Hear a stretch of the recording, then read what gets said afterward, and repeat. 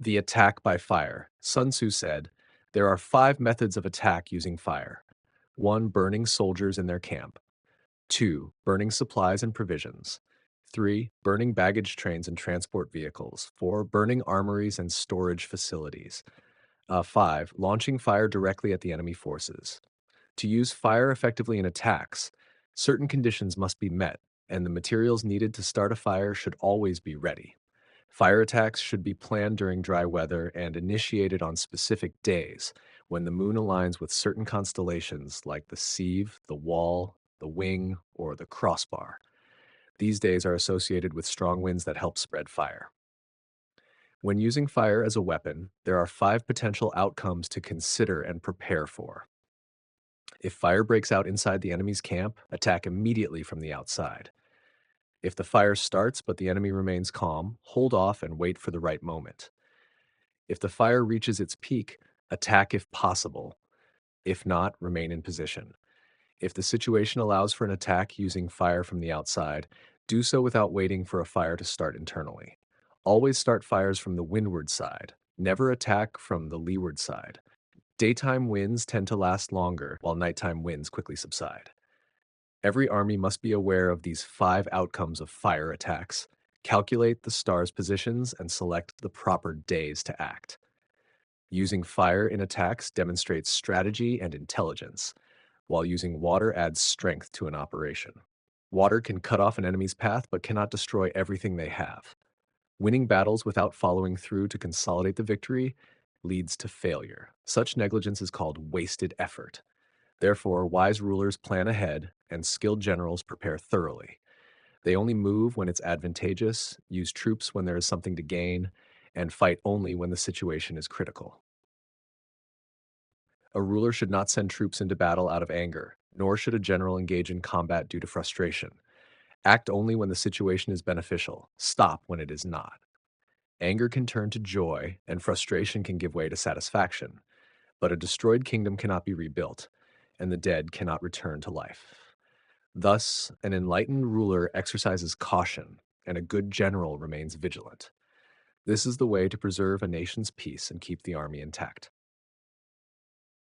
The attack by fire in modern warfare.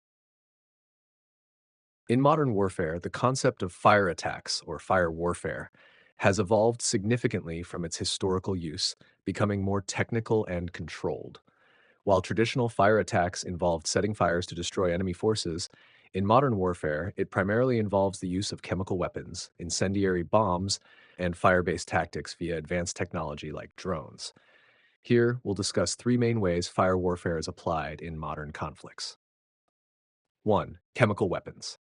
One of the most significant modern uses of fire in warfare is through chemical weapons. These weapons release toxic chemicals to incapacitate or kill enemy soldiers and civilians. Examples include nerve agents, mustard gas, and Agent Orange. These chemicals can cause destruction over large areas and can be considered a form of fire warfare due to their devastating, burning effects on the environment and human health. Agent Orange, Vietnam War. Used extensively during the Vietnam War by the United States, Agent Orange was a herbicide that burned large areas of jungle, defoliated trees, and destroyed food supplies. It not only harmed military targets, but also caused long-term health issues for civilians and soldiers. Sarin gas. Another example is sarin gas, a chemical weapon that attacks the nervous system. While not fire in a literal sense, its effect can be similarly destructive, causing the target area to burn with chemical effects. The use of such agents has been banned by international law due to their indiscriminate and lethal nature. 2. Incendiary bombs and air raids. In modern warfare, the use of incendiary bombs and firebombing remains a critical method for causing widespread destruction. These bombs are designed to start fires that can destroy enemy infrastructure, military installations, and civilian areas. This method is most closely related to the traditional concept of fire warfare. Tokyo firebombing, World War II, one of the most infamous examples of incendiary bombing was the firebombing of Tokyo by the United States during World War II. The bombing raids used incendiary bombs to ignite fires across the city, causing massive destruction and killing thousands of civilians. This attack was a tactical move to weaken Japan's ability to continue the war. Gulf War, 1991. During the Gulf War, the U.S. used incendiary bombs to destroy Iraqi oil wells and military installations. These attacks created massive fires and served to disrupt the enemy's supply lines and resources, in line with the principles of fire warfare. 3. Drones and precision fire attacks. In the modern era, the concept of fire warfare has been adapted with drones and precision guided weapons. Drones, or unmanned aerial vehicles, UAVs, are used to deploy flame-throwing devices, firebombs, or precision missiles to target specific enemy installations. The use of drones allows for more controlled and precise fire attacks, minimizing collateral damage while still achieving strategic objectives. Drone attacks and flamethrowers. Drones can carry incendiary payloads or fire-based weapons to strike enemy military bases or supply depots. These methods can initiate fire and disrupt the enemy's infrastructure with precision. Conclusion: in modern warfare, fire attacks are executed using advanced technology and weapons such as chemical weapons, incendiary bombs, and precision fire strikes through drones.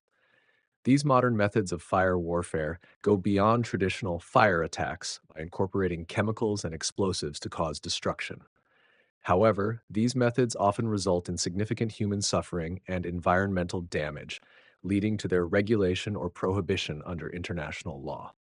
Despite the technological advances, the ethical implications of using fire-based tactics remain a serious concern in modern warfare.